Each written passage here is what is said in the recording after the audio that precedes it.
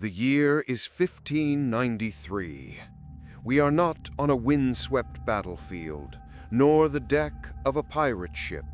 We are inside the heart of power. Greenwich Palace, London. The air itself is a suffocating mix of beeswax, herbs, and tension. Every tapestry, every carved piece of oak screams order, control, empire. And upon a gilded throne sits the architect of that order, Queen Elizabeth I. She is 60 years old, a living icon encased in silk, pearls, and royal propaganda. She is the Virgin Queen, a woman who has defied assassination plots, excommunication by the Pope, and the entire Spanish Armada. She is, in no untermed measure, the most powerful ruler in the Christian world. She is waiting. The great doors of the audience chamber swing open. The courtiers, men in silks and ruffs, women in structured farthingales, turn as one.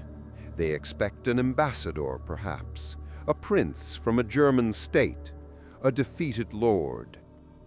They see her. She is also 63. Her hair is silver white, pulled back but untamed. She wears no gown, no corset. She is dressed in the practical, flowing wool tunic of a Gaelic chieftain. Her feet are shod in simple leather, not court slippers. And tucked into the belt of her crimson robe is a sciandub, a small, sharp dagger. She is Graceomalley, Grace O'Malley, the pirate queen of Ireland. She walks the length of the hall, the sound of her footsteps alien on the polished floor. And when she reaches the throne, she does the one thing no one is permitted to do before the Queen of England. She does not bow. This is not a myth. This meeting happened. It is one of the most improbable, surreal, and politically charged encounters in all of history.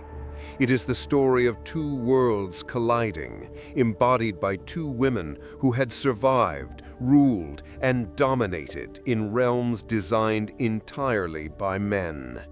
One, a queen by divine right, whose power was built on law, bureaucracy, and the meticulous control of her own image. The other, a queen by acclamation and firepower, whose power was forged in sea salt, steel, and personal loyalty. But how did this happen? How did a woman wanted for piracy, a traitor to the crown, a nurse to all rebellions, as one English official called her, manage to bypass the entire military and legal machine of Tudor England and demand a personal audience with her greatest rival? The answer is not just a story of rebellion.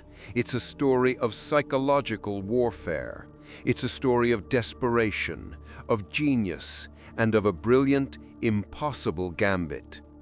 To understand the 72 hours that led to this meeting and the secret negotiation that followed, you must first understand the two minds, the two women forged in parallel fires, destined to collide. This is the story of what happens when the sea meets the throne. This is the unthinkable meeting of the Pirate Queen and the Virgin Queen. Part 1. The Forging of Two Queens. To understand the clash of 1593, you must rewind 50 years. Two baby girls are born into a world of religious chaos and political violence. Their fates, it seemed, were sealed at birth. One was born a princess, the other a pariah. In 1533, at the very same Greenwich Palace, Anne Boleyn gave birth to Elizabeth. The birth was a national disappointment. King Henry VIII craved a son, an heir. He had torn his nation from the Catholic Church, beheaded his friends, and defied Rome for a girl. Elizabeth's childhood was not a fairy tale. It was a lesson in survival. When she was 2 years old, her mother, Anne, was dragged to the Tower of London, tried on farcical charges of treason and adultery, and executed by a swordsman imported from France. Think of the psychology this imparts. Elizabeth was declared a bastard. Her title, her home, her very legitimacy gone. Her world was not built on love. It was built on the terrifying, absolute, and fickle power of her father. She learned to be silent. She learned to be brilliant. She learned to be invisible. Her education was her armor. She spoke 6 languages. She studied logic, rhetoric, and theology. But her true education came during the reign of her half-sister, Bloody Mary. As a young Protestant woman, Elizabeth was a threat. She was arrested, interrogated, and imprisoned in the very same rooms in the Tower of London where her mother had waited for the executioner. Every day, she expected to die. When she finally took the throne at 25, she was not a naive girl. She was a hardened survivor. She understood power was not a given. It was a performance, a constant, exhausting act of control. Her motto was Semper Eadem, always the same. Her crafted persona, the Virgin Queen, was a political masterstroke. She was married to England. By refusing a husband, she denied any man, any king, control over her. But this choice came at a cost. It was a life of profound isolation.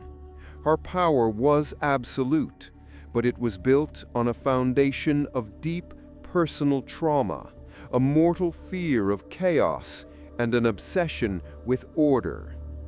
And nothing represented chaos to Elizabeth more than Ireland.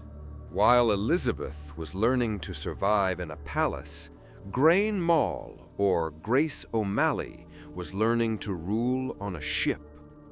She was born around 1530 in Connacht, on the wild western coast of Ireland. This was not Tudor England. This was a different world. It was the Gaeltacht, the last bastion of ancient Celtic culture. Here, power wasn't inherited through blood alone. It was seized by the strongest. It was a world governed not by English common law, but by the ancient Brehon laws, a system of honor, fealty, and, if necessary, organized cattle raiding. Grace was the daughter of Owen O'Malley, the chieftain of Clan Hui Mawe. Their motto was Terra Marique Potens, powerful by land and sea. And they meant it. The O'Malleys were not simple fishermen. They were sea lords. They controlled the coastline of Mayo, taxing everyone who fished or traded in their waters. Legend says that as a young girl, Grace wanted to join her father on a trading voyage to Spain. He refused, telling her, "You can't. Your long hair will get caught in the ship's ropes." The next day, Grace appeared on the docks. She had taken a knife and shorn her head bald. She earned her name, Grain Mail, Bald Grace. She sailed. This one act tells you everything about her psychology. Where Elizabeth learned to be passive and watchful to survive, Grace learned to be active and defiant. She was educated, fluent in Latin, and a natural politician, but her throne was the deck of a galley. She married twice, both times for political power. Her first husband, Donal O'Flaherty, was a brawler. When he was murdered by a rival clan, the rivals assumed they could take his castle. They stormed it, only to find Grace on the battlements, personally leading the defense. She repelled the attack so fiercely, they nicknamed the castle Cock's Castle, shamed to have been defeated by a hen. After Donal's death, English law said her property would go to his male relatives. Brehon law and Grace's will said otherwise. She took her fleet, her loyal men, and her 2 sons and returned to her own island on Clare Island. She became the O'Malley chieftain in her own right. Her power was kinetic. It was personal. Men followed her not because of a law, but because she was smarter, faster, and a better sailor than any of them. She commanded hundreds of men and a fleet of galleys that dominated the coast. To the English, she was a pirate, a thief, but in her world, she was a sovereign. The taxes she stole from English merchant ships were, in her eyes, legitimate tariffs for passing through her territory. She was a mother, a leader, a politician, and a warrior. Her power was built on action, loyalty, and a fierce maternal connection to her land and her people. 2 queens, 2 survivors.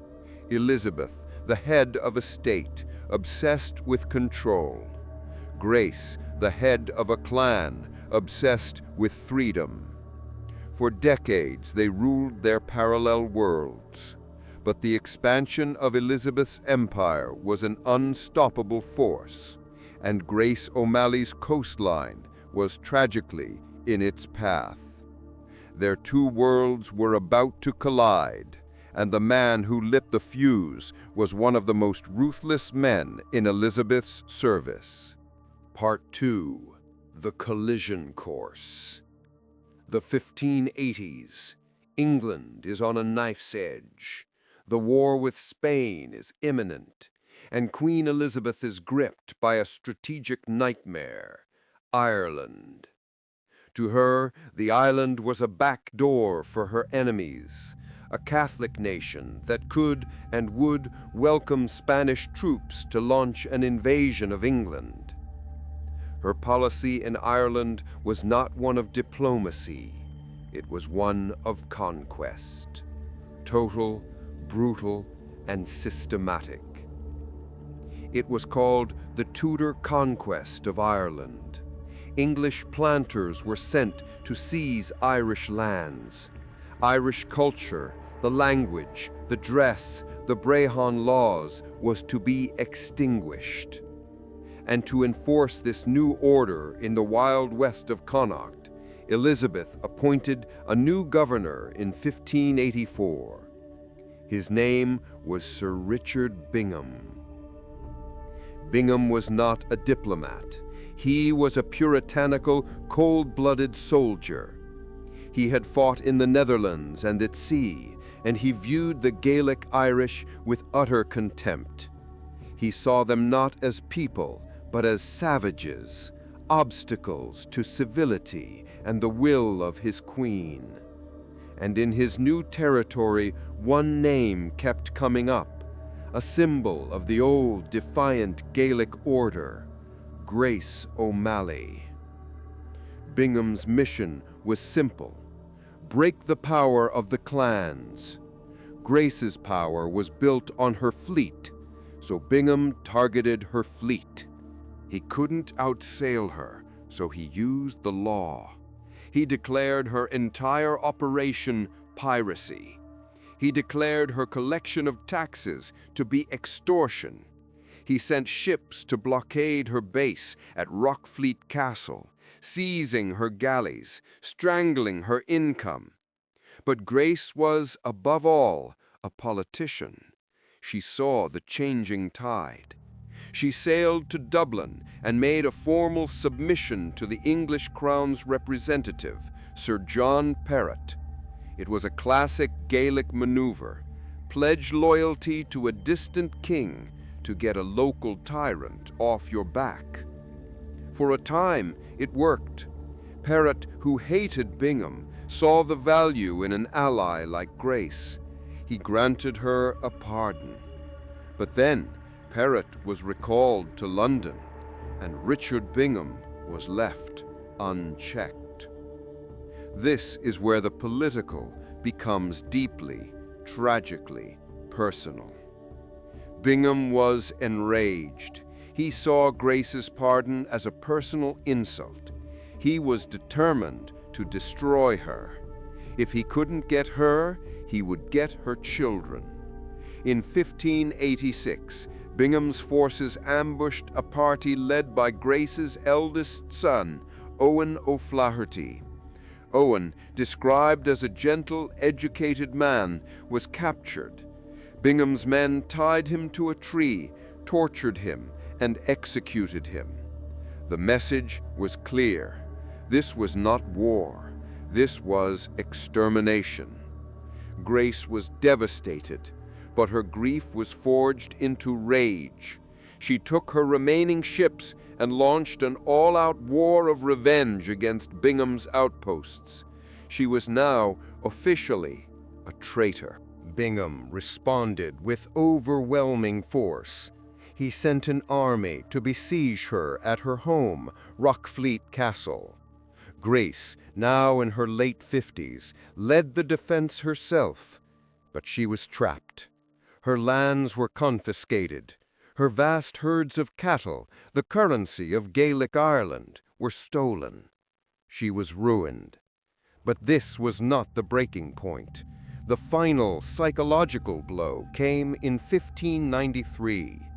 The 9 Years' War, the final desperate struggle for a free Gaelic Ireland, was igniting. Bingham, in a paranoid sweep, arrested everyone he suspected of disloyalty. He arrested Grace's youngest son, Thibaut Nilong, Theobald of the Ships. He arrested her half-brother, Donald.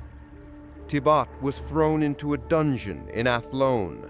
Donald was sentenced to be hanged. This is the moment we must pause and enter the mind of Grace O'Malley. She is 63 years old. Her eldest son is murdered. Her youngest son is in chains awaiting execution. Her brother is days from the gallows. Her fleet is gone. Her lands are confiscated. Her people are starving. She is a queen with no kingdom, a mother with no children. She cannot defeat Richard Bingham. His army is too strong. She cannot appeal to the English courts in Dublin. Bingham is the law. She is, by every definition, beaten. This is the end of the line. Most people in this position would have two choices: flee into the wilderness or die in one last futile act of defiance. Grace O'Malley chose a third. It was an act of such audacious, brilliant, and psychologically daring genius that Bingham could never have anticipated it. It was a move that no man in the Gaelic world could have made. She decided that if the servant of the Queen would not listen, she would go to the Queen herself. She would bypass the entire male-dominated hierarchy of war, law, and government, and appeal to the only person in the world who might understand her, not as a subject to a monarch, but as a queen to a queen, as a woman to a woman. What follows is one of the greatest political gambles in history. If you're finding this story of clashing worlds and psychological warfare as incredible as we do, please take a second to subscribe. We dive into complex histories like this every week, and your support allows us to keep digging. Now, back to the impossible choice. Part 3. The Unthinkable Gambit. Grace's gambit began not with a ship, but with a quill. She was hiding in a small cottage, a fugitive in her own lands, and from there she dictated a letter. This document, which still exists in the English archives, is a masterpiece of psychological manipulation. It was addressed directly to the Queen's most excellent Majesty. She did not write as a pirate, she wrote as a wronged noblewoman. The letter is not a plea for mercy, it is a petition for justice. She frames herself as a loyal subject who, through the cruel and barbarous dealings of Sir Richard Bingham, has been driven into a corner. She methodically lists Bingham's crimes, the murder of her son, the theft of her property, the imprisonment of her family, all done against the will of the Queen. She was, in effect, reporting a rogue employee. But the most brilliant part is her proposal. She doesn't just ask for her family back. She offers Elizabeth a deal. She writes, "Grant me your Highness's letter, that I may, for my maintenance, have a reasonable stay of living from all my lands, and I will, during my life, invade with sword and fire all your Highness's enemies, wheresoever they are." Do you see the genius? She is not surrendering, she is applying for a job. She is offering to be Elizabeth's personal naval enforcer in Ireland, in exchange for the return of her family and her lands. She is appealing to Elizabeth's pragmatism over the heads of all the men who saw her only as a savage. She entrusted this letter to a loyal messenger who smuggled it to London, and then she waited. In London, the letter lands on the desk of Lord Burghley, Elizabeth's chief advisor. He reads it. He must have been astonished. This old pirate witch, who was the terror of the seas, was writing to them? He shows it to Elizabeth. Now we must enter the mind of the other queen. Elizabeth is 60. She is isolated, surrounded by men who flatter her, fear her, or plot against her. She is weary of the endless, bloody, expensive war in Ireland. Bingham's brutality was effective, but it was also fanning the flames of rebellion, not extinguishing them. And now, this letter. It comes from another woman, a woman who, like her, commands fleets and rules men, a woman who has also faced betrayal and the loss of family. Elizabeth, the master of propaganda, recognizes a fellow master. She is not moved by pity, she is moved by curiosity and by opportunity. This Grace O'Malley, she could be useful. She knows every rock, every cove, every chieftain in Ireland. She hates Bingham, but she hates the other rebellious earls more because they are her rivals. Perhaps, Elizabeth thinks, this wild queen could be a tool to manage the other Irish, a poacher turned gamekeeper. She makes a decision that stuns her court. She grants the request. She sends word. Grace O'Malley is to be given safe conduct to London. She will be heard. In late 1593, Grace O'Malley boards a ship. Not her own flagship, but a simple vessel.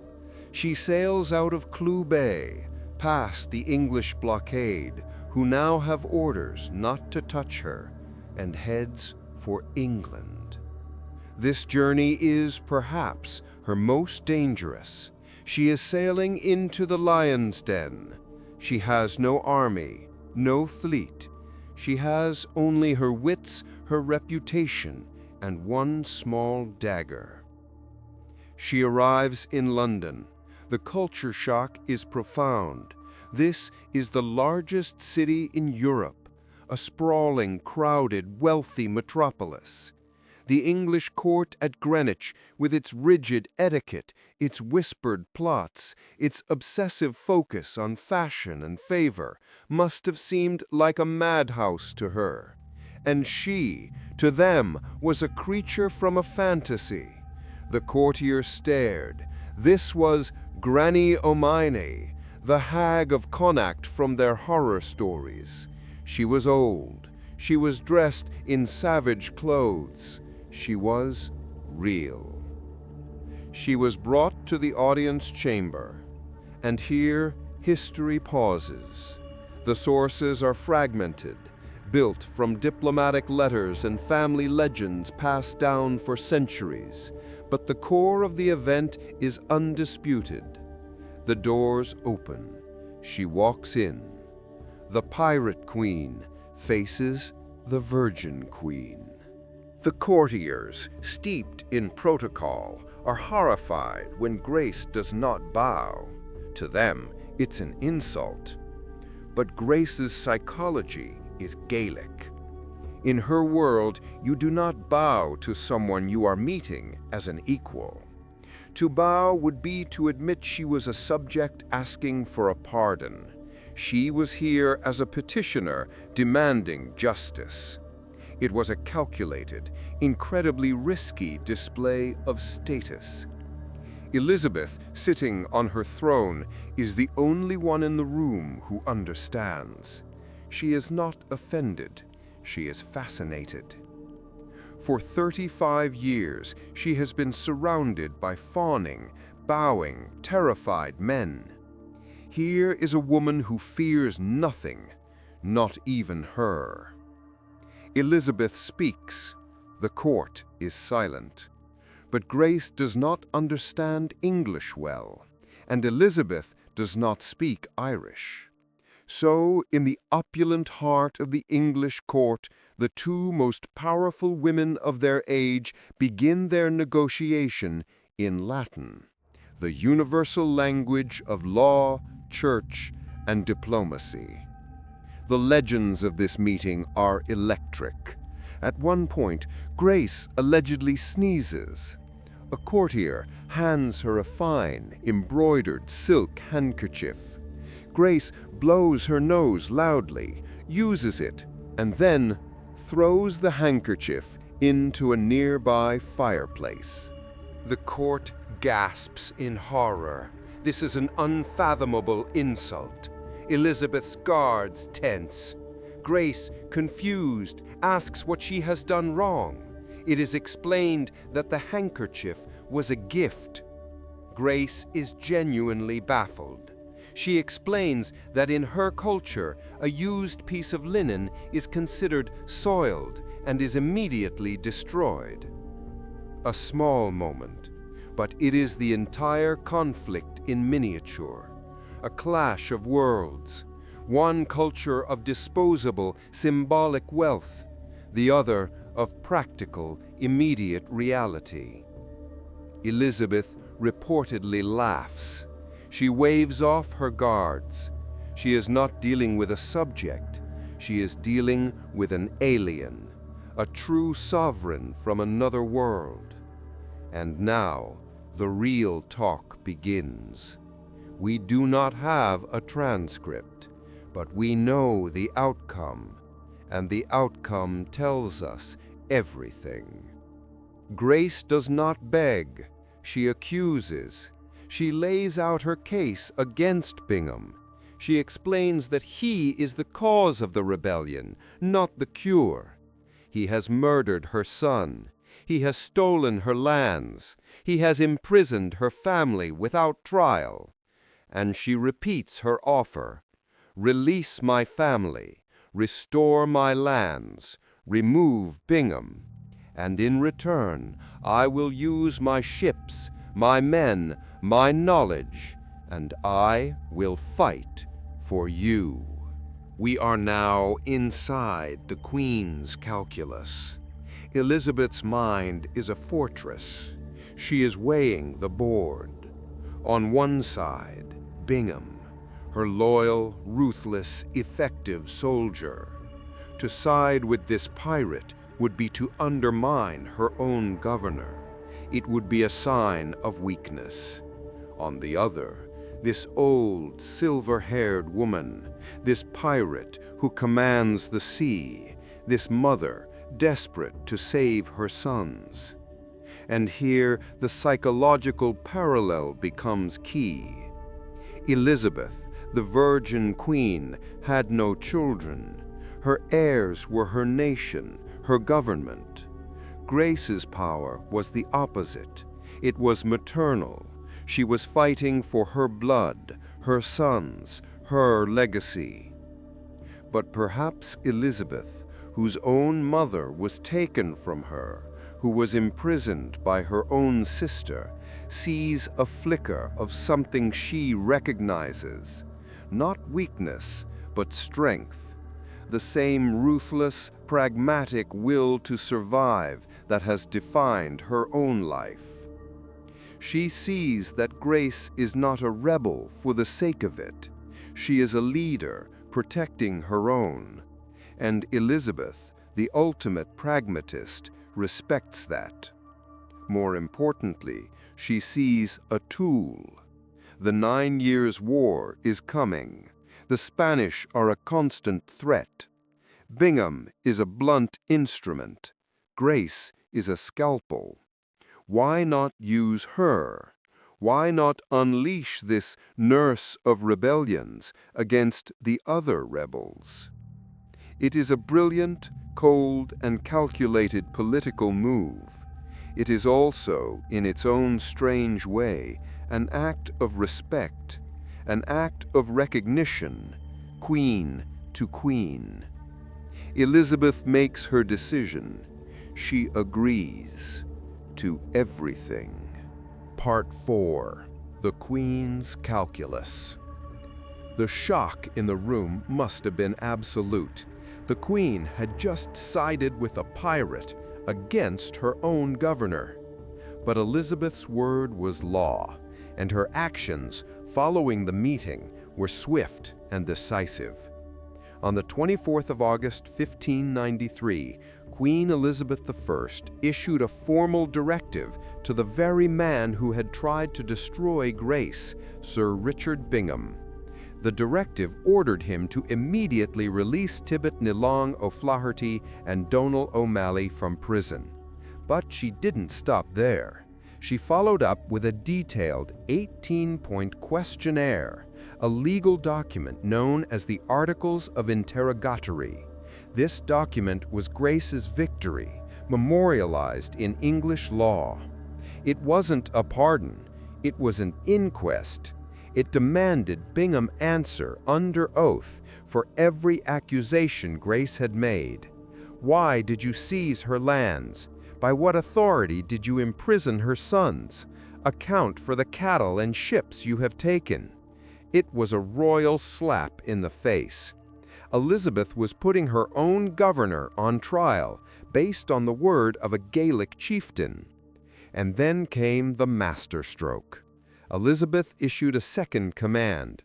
Sir Richard Bingham was forbidden from interfering with Grace O'Malley's reasonable stay of living ever again, and she formally granted Grace a pension from the English crown, a license to operate in our service. In one meeting, Grace O'Malley had won. She had saved her son. She had saved her brother. She had humiliated her nemesis, and she had done it not with a sword, but with a letter, a voyage, and a non-negotiable sense of her own worth. She sailed back to Ireland not as a pardoned pirate, but as a protected agent of the English crown, carrying the Queen's own letters. When she arrived, Bingham was incandescent with fury. He could not believe it. He wrote bitter letters to London, complaining that the Queen had been bewitched by this old, flustering she-captain. He did as he was ordered. He had to. He released Tibbet. He released Donnell. Grace O'Malley, at 63, had pulled off the single greatest political victory of her life. She had faced the dragon in its lair and walked away with its treasure. But this is not a fairy tale. This is history. And history is a tragedy of logistics, of changing tides, and of brutal, impersonal forces. The personal victory was absolute. The strategic war, however, was already lost. Part 5. Aftermath and Legacy. Grace's deal with Elizabeth was a victory of the old world, but the new world was already swallowing it whole. Bingham, though humiliated, was not removed from office. He was too important. He slow-walked the Queen's other orders, ensuring Grace never recovered her full lands or fleet.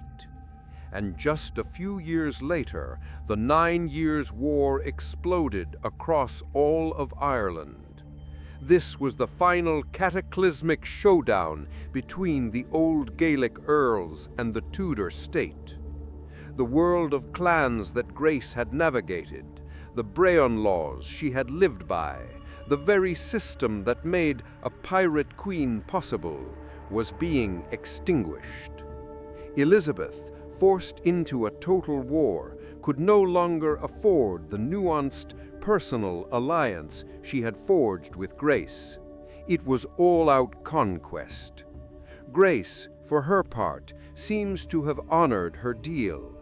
She did not join the Great Rebellion.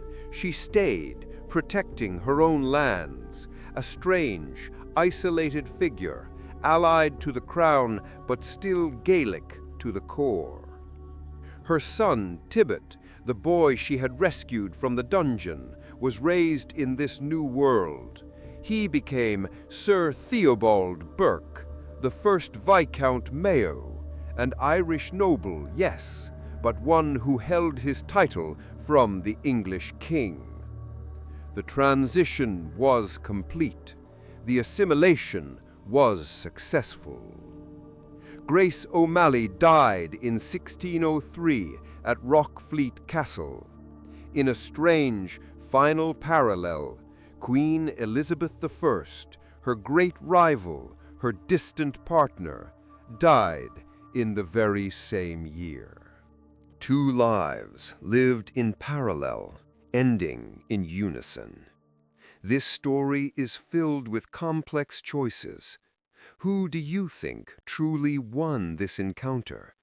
Elizabeth, who absorbed her rival, or Grace, who saved her family at the cost of her world?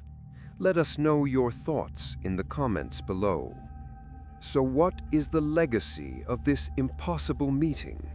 It was not a meeting that changed the course of history. The Tudor conquest of Ireland was inevitable.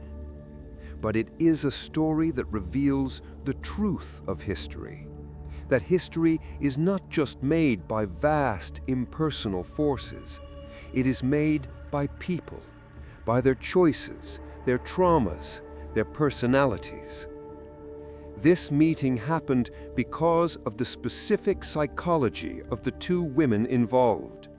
It happened because Elizabeth, the isolated paranoiac, was also a brilliant pragmatist who respected power in any form. It happened because Grace, the cornered matriarch, possessed an audacious, defiant courage that allowed her to see a path no one else could. It was a brief moment in time when two worlds, two systems, two queens met face to face, not as abstractions of England and Ireland, but as two extraordinarily complex, intelligent, and ruthless survivors. The story was almost buried. The English embarrassed that their queen had negotiated with a pirate. The Irish perhaps uncomfortable with a hero who had submitted to the English queen. But the truth is more complex than propaganda. It is the story of a 63-year-old woman with nothing left to lose who sailed into the heart of an empire and forced an empress to listen. It is a testament to the fact that sometimes the only way to beat a system built on power is to bypass it entirely and speak directly to the mind at its center.